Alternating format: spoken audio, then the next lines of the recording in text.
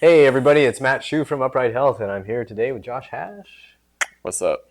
So today we are answering a question from Stuart. Stuart's been working on his hips for a little while, actually, and he sent me an email about anterior pelvic tilt. And he said, "I have a very ignorant question for you about anterior pelvic tilt.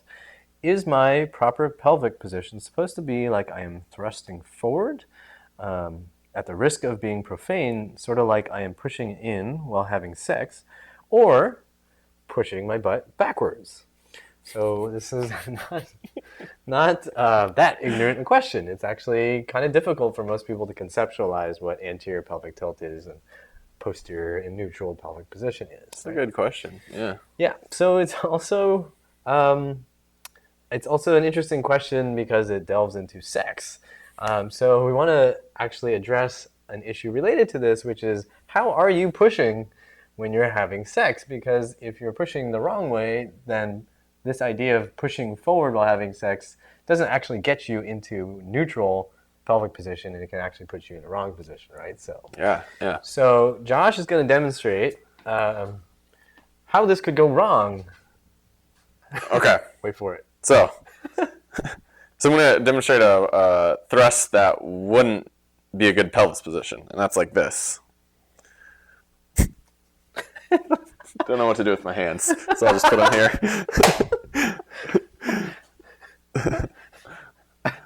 So, do you want to explain why that's wrong?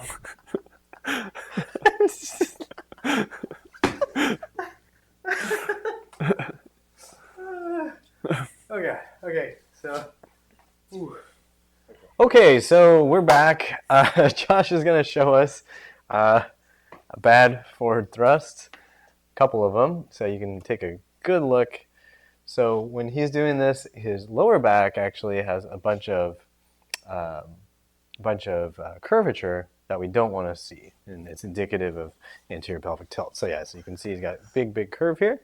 And when he does this correctly, when he does this with more of a neutral position, um, then you see his lower back is not so curved, right? He's actually trying to keep his rib cage down, and he keeps his tailbone tucked down, which keeps everything here a lot more uh, neutral and gives us that neutral pelvic tilt rather than the anterior pelvic tilt. So to show you the difference between um, anterior and posterior and neutral, Josh is actually going to show you and talk you through what he likes to do with some of his clients to get that cleared up. Yeah. So, anterior tilt is seems to be what you're having a problem with, and we need to know that position to be able to know how to get out of it, right? So what I like to have people do is actually just put yourself into anterior tilt here, okay?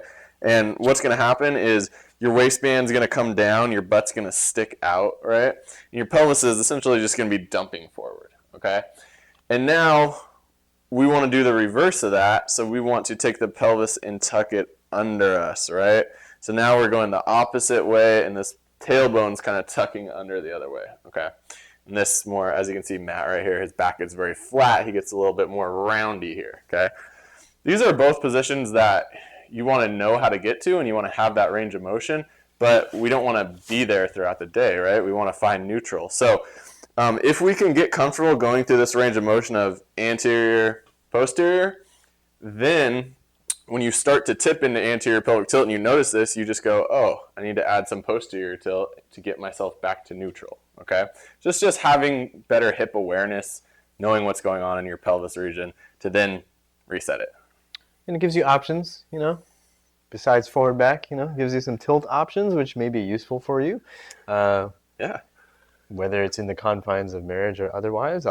We're not judging, but if you're having sex, it's not just about forward back. It's also a little bit of pelvic tilt that can make a big difference. So, to review, the idea that it's just that forward back kind of thrusting is not quite, it doesn't quite encapsulate the idea of anterior and posterior pelvic tilt. It's really about thinking about how the front and the back are related and whether there's this kind of level orientation. And you have a really good analogy with the contents, right? Or think of Yeah. it as a bowl. Uh-huh. You want to share that with them? Yeah, just if you think of your pelvis as a bowl holding water or like I like to say, whatever beverage you really enjoy. You don't want that. Orange juice. Yeah, orange juice, right? I have a bowl of orange juice every morning. Bowl of orange juice.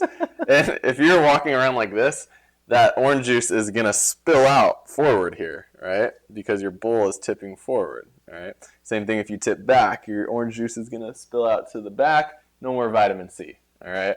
So let's keep that bowl squared off so that OJ stays in there.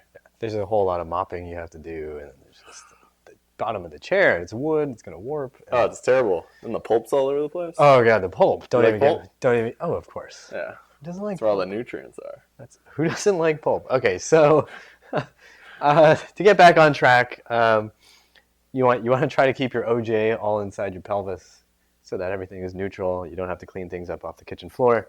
Hardwood floor stays in good condition. Your back is happy. Your hips are going to be happy. Your partner's going to be happy. Partner's going to be happy. That's right. So hopefully that helped you out, Stuart. And I hope you remember that pain sucks. Life shouldn't.